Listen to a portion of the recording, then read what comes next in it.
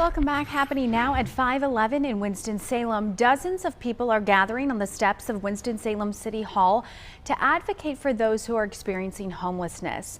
A live look now there in Winston-Salem. The goal is to talk about the issues, hear firsthand for those who are homeless, and brainstorm ways to help them.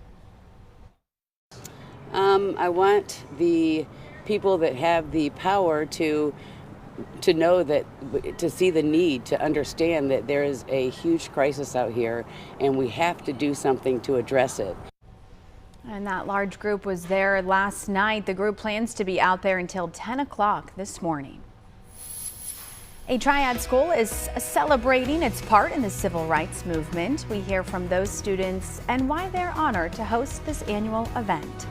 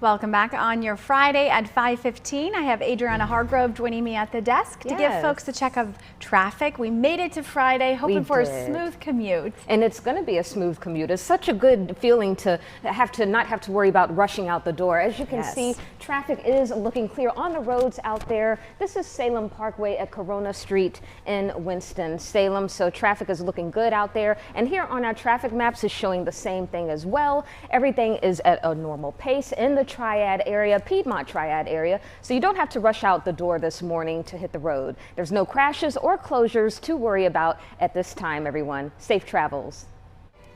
New this morning, a Triad school is celebrating its part in the civil rights movement of the 1960s. 26 Penn Griffin students took part in a sit-in at Woolworth's lunch counter 64 years ago in downtown High Point. Students at Penn Griffin School for the Arts celebrated that moment in history during an event last night featuring this music, dancing, and theater performances.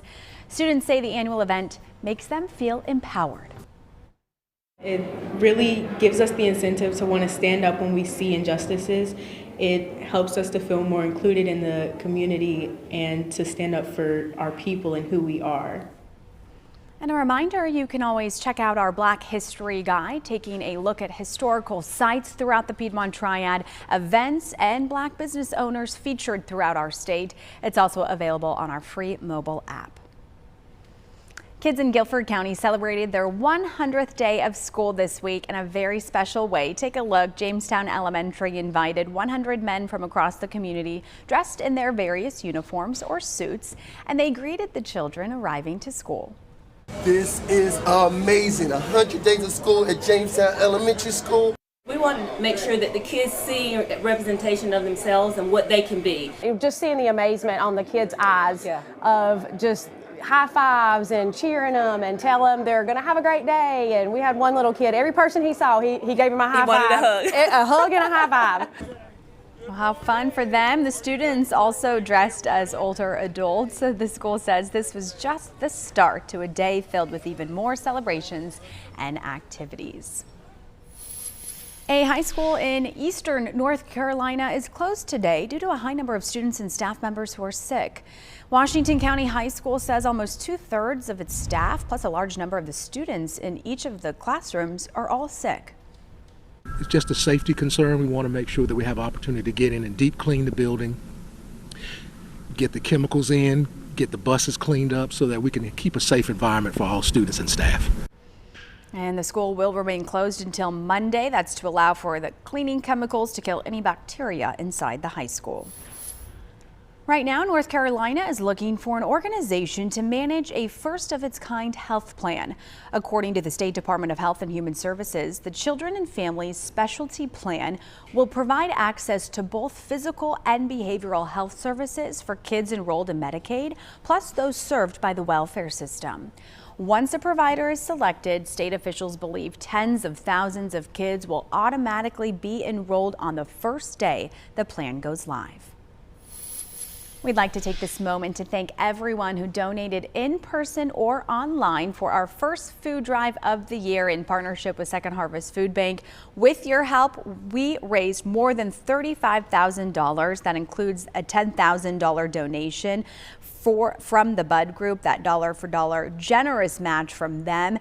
And together that equals almost 250,000 meals for families in need all throughout the Piedmont Triad. So just what a wonderful turnout. A big thank you again.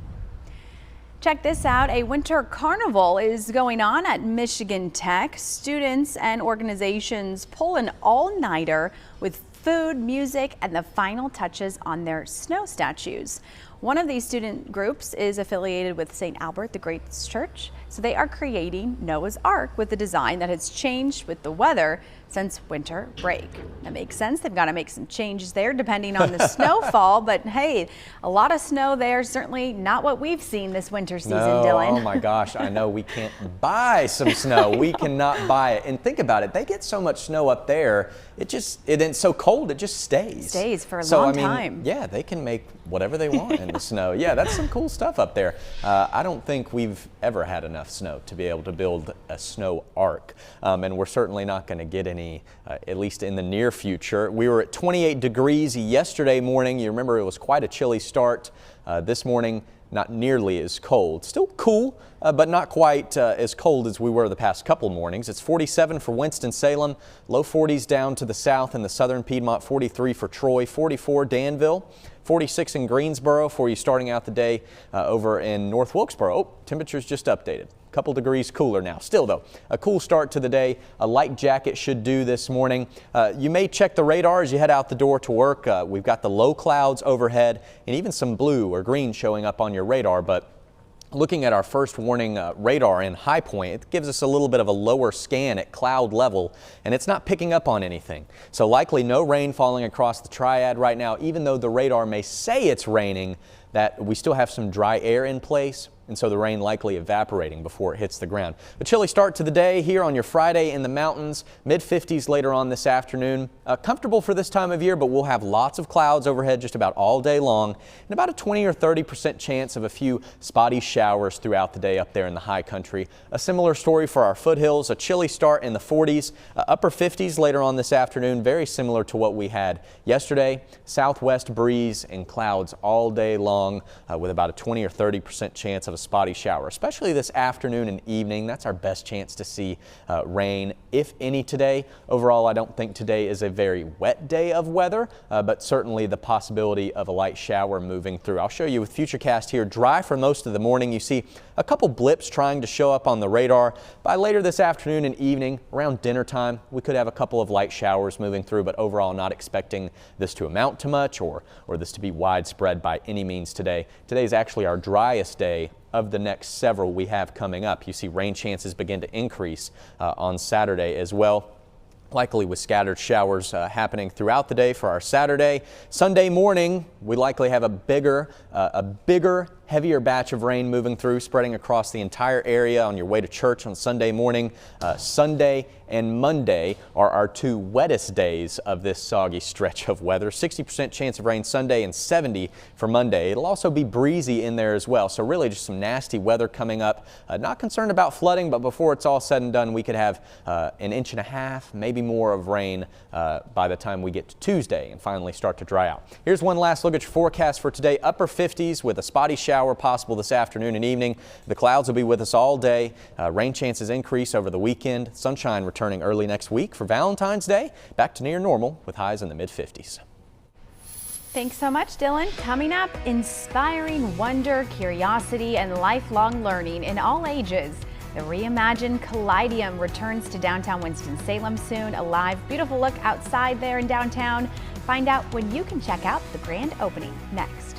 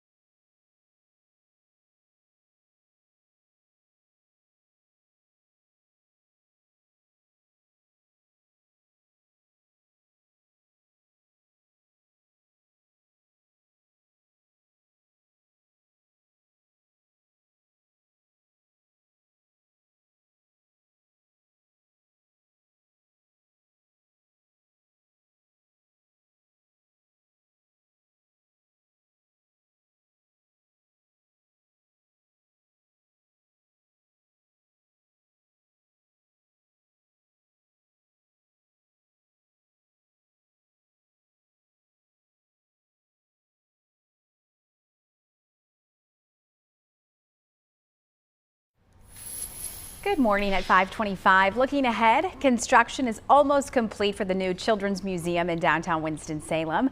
The Callidium is set to open up next weekend.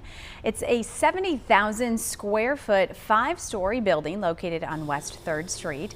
CEO and Executive Director tells us it was all designed to be a hands-on touch museum, encouraging everyone of all ages to explore. There are 9 exhibits. Children can climb the beanstalk, explore constellations in the planetarium, create a story in the Enchanted Forest, and discover the forces of motion in the wind tunnel, just to name a few.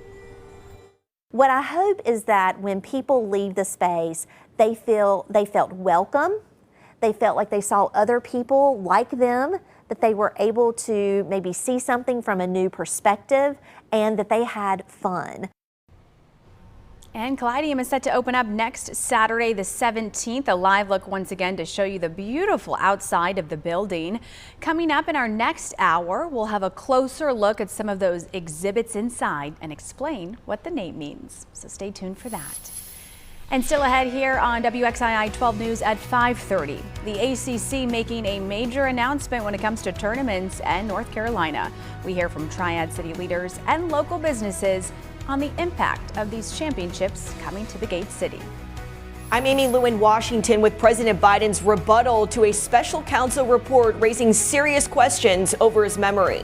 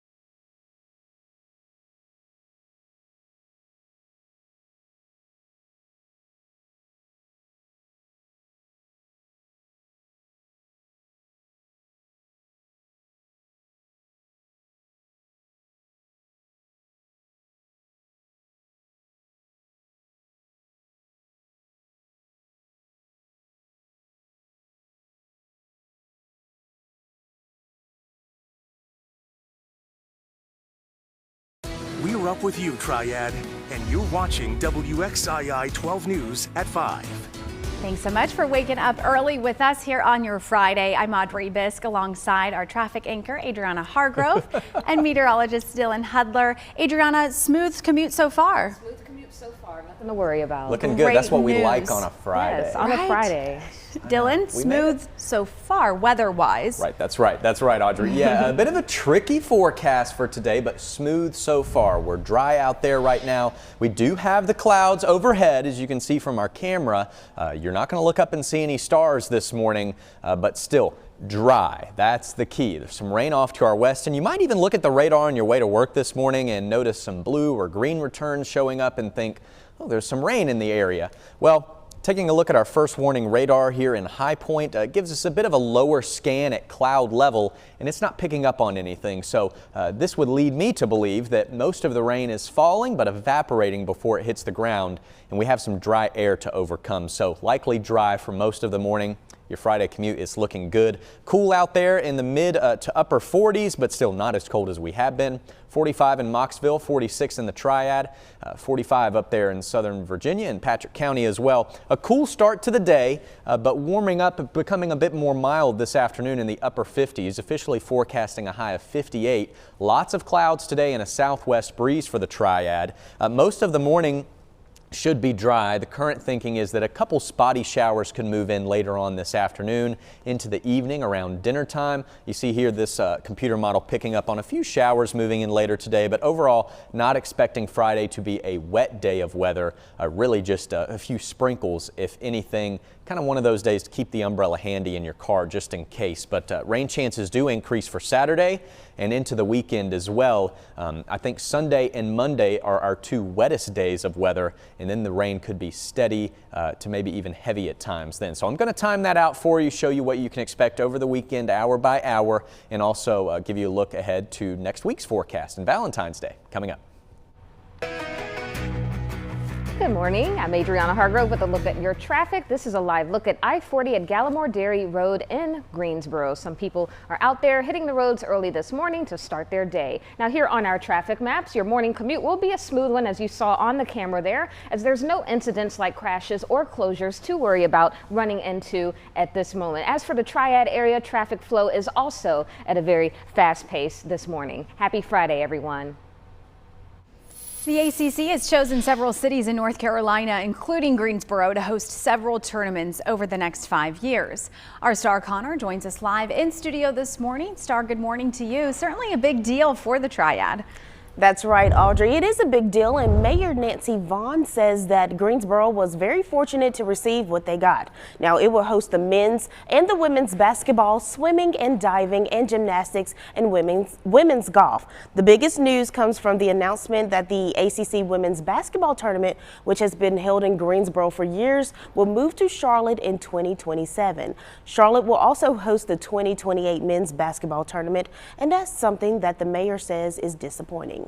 We played the 50th anniversary here in Greensboro, did a phenomenal job. They were founded here in Greensboro. This is really what the ACC is all about. And to play it somewhere else, I think, to me, is extremely heartbreaking. Now, despite the changes, Mayor Vaughn says that Greensboro will continue to pride themselves as the ACC tournament town. In the studio, I'm Star Connor for WXII 12 News. Star, thank you. And continuing our coverage, talking about the economic impact of this news, some business owners say they're glad the ACC will bring them customers for at least the next few years. Kelly Kendall reports. When an ACC championship comes to Greensboro, hungry fans head in big numbers to nearby restaurants. People were rolling in, people were rolling out to get to the games, so it just brought a lot of business to us. In between games, they'll come down the sidewalk and they'll be lined up to the street. TVs rolling the games, drinks flowing, and food flying out the kitchen. That's how local restaurants like it, and they're glad it'll be that way, at least until 2029. Bites and Pints Gastropub is one of those restaurants. Chloe Lester, one of the pub's managers, says she loves the energy on game days when fans from across the country come to the restaurant. It just really bumps our numbers up and gets people coming back. Even though they're out of town, they're like, wow, I really want to go back to Bites and Pints. Stamey's Barbecue is another restaurant happy to see the ACC staying in town. Its owner, Chip Stamey, says you could throw a basketball from his restaurant to the Coliseum, and he's glad the ACC keeps coming back to its roots. We're glad that they just have figured out that the ACC home at least is in North Carolina, and then some of the time it's in Greensboro. But it's not all good news for local businesses. Ed Harden, a former sports columnist with the Greensboro News and Record, covered the ACC for years. He says Thursday's announcement was a relief for Greensboro, but also a warning sign that games might head to other cities after 2029. We're in just an uncertain time. This provides a bit of comfort, false or not, that, we're all okay for a little while. But, it's long term, it doesn't look good. Short term, we'll take it. That was Kelly Kendall reporting. Restaurant owners she spoke with say during past games they've seen a 30% bump in sales. So while the long term remains unknown, restaurant owners are feeling optimistic about the future in Greensboro. The White House is teaming up with major sports leagues to encourage healthier lifestyles. The partnership is part of a White House challenge to end hunger and increase healthier eating and physical activity by the year 2030. In total, 14 leagues and players associations have signed agreements. This includes the NFL, NHL, MLB, NBA, and WNBA. In your Washington headlines now, President Biden won't be charged for mishandling classified documents stored at his home and shared with a biographer. The special counsel investigation into him is closed, but the report raised questions about his ability to serve. Amy Liu joins us now with how the president is reacting. Audrey, President Biden delivered defiant remarks overnight, rebutting the report's claims he has a confused and limited memory. I'm well-meaning, and I'm an elderly man, and I know what the hell I'm doing. An angry President Biden pushing back against a special counsel's description of him, finding he willfully retained classified documents. The report also questioning Biden's memory, including recollection of his late son's death. How in the hell dare he raise that? Frankly, when I was asked the question, I thought to myself, it wasn't any of their damn business. But the report says Biden's memory appeared significantly limited based on interviews, citing his advanced age could make him forgetful. For any extraneous commentary, they don't know what they're talking about. Evidence showed the president shared that classified information with the biographer, but was not intentionally illegal. Bottom line is the matter is now closed. I'm going to continue what I've always focused on, my job of being President of the United States of America. President Biden also highlighted the parts of the report that showed his cooperation, drawing contrast with the criminal case against former President Donald Trump. In Washington, I'm Amy Liu, WXII 12 News. Amy, thank you. Today, First Lady Jill Biden is returning to North Carolina. The White House says she's scheduled to make a stop today in Charlotte. We're told the First Lady will visit Atrium Health Levine Cancer Center. She's set to talk about the administration's effort to expand services to cancer patients. 2 weeks ago, you may recall, Jill Biden visited Forsyth Tech. Former President Donald Trump has won Nevada's Republican caucuses. The former president has now won all 3 Republican contests so far. Former UN Ambassador Nikki Haley chose not to compete following Tuesday's GOP primary, where she was beaten by the none of these candidates option.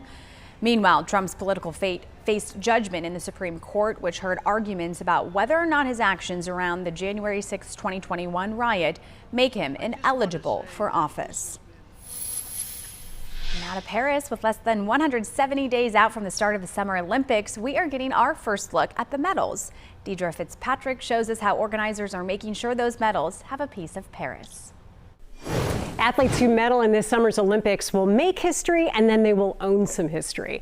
The medals are going to feature fragments of the Eiffel Tower. How? Well, there is ongoing work to keep that Paris icon looking good. So workers are gradually replacing each of the more than 18,000 girders. So some were set aside for the 5,000 or so medals that will be awarded during the Olympic and Paralympic Games. Each one will contain about 2/3 of an ounce of the tower. The pieces were stripped of paint, polished and varnished, and then they get stamped with the game's logo and Olympic rings. They're cut in a hexagon, and it's similar to the shape of France.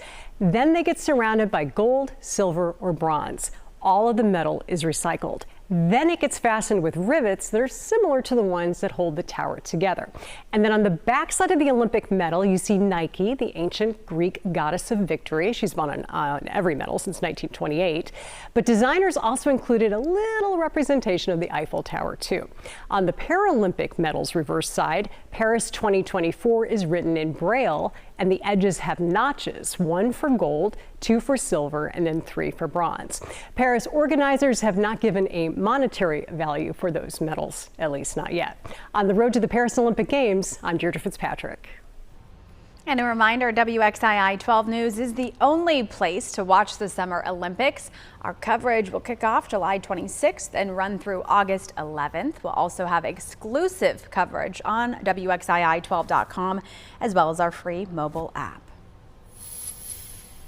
A 21-day equity challenge. We have the latest details on this initiative launched by United Way Forsyth County and how you can get involved. Plus, it's almost time for Super Bowl Sunday. What we want to see the most based on a new poll. We'll explain those results.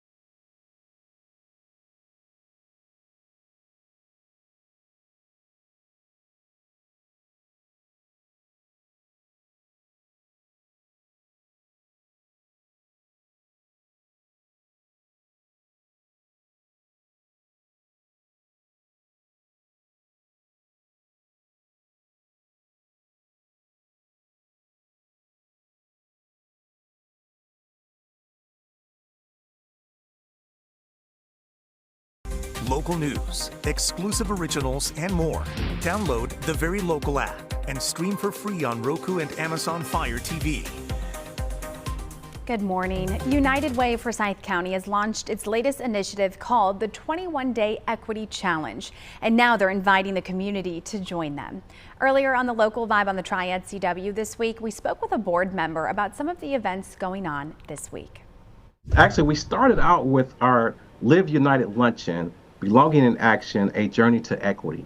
And this luncheon, we had our keynote speaker, which was Michelle Miller, co-host of CBS Saturday Morning and the author of the book, Belonging, A Daughter's Search for Identity Through Loss and Love. And Michelle, she encouraged the crowd to think about the sense of belonging, the sense of that everybody, no matter who you are, you have a sense of belonging. And so she encouraged us to lean into that. And as a community, we should work to create spaces where everybody feels like they belong. And so our equity challenge really is all about how do we create places where people belong.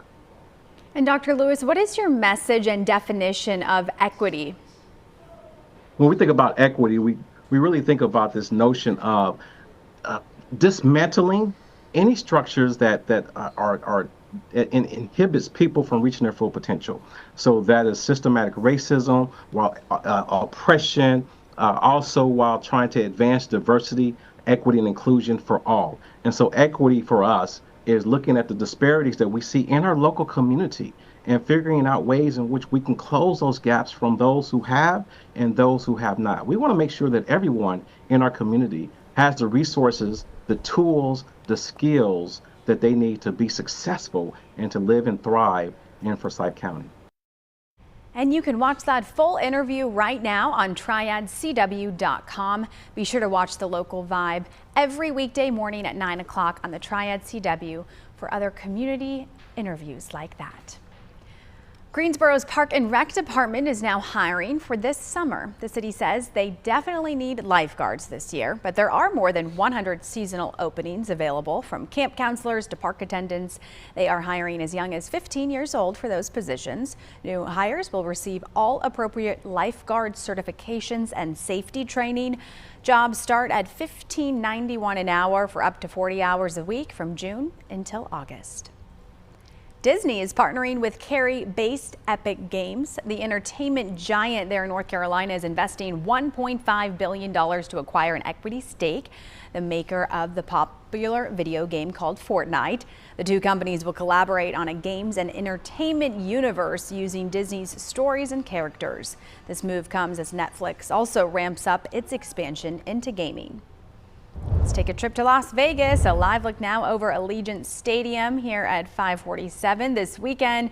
The Kansas City Chiefs will face off against the San Francisco 49ers in Super Bowl 58. And while millions of people are focused on the actual game of football, a new poll found 4 in 10 American adults are extremely or very excited for at least one part of the day.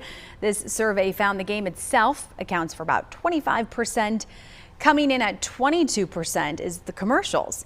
The halftime Super Bowl show with Usher got 17% of answers, while the Puppy Bowl followed